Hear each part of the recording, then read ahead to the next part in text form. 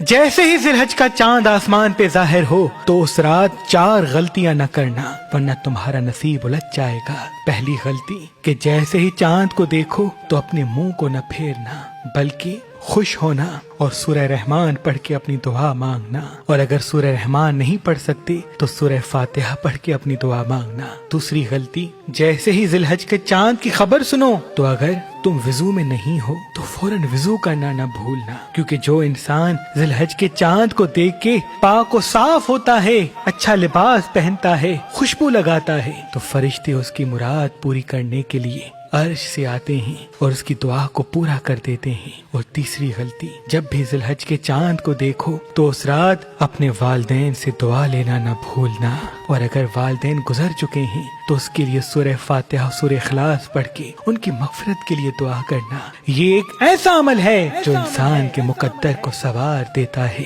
اور چوتھی غلطی کہ جیسے ہی ذی-الحج کی خبر سنو تو اس رات اپنی عورتوں پہ ظلم نہ کرنا، کیونکہ ذی-الحج کی پہلی رات جو بھی انسان اپنی عورتوں پہ ظلم کرتا ہے، ان پہ غصہ کرتا ہے، تو اس کا رزق الٹ جاتا ہے اور یوں وہ زندگی میں رسوائی اور پریشانی دیکھتا ہے۔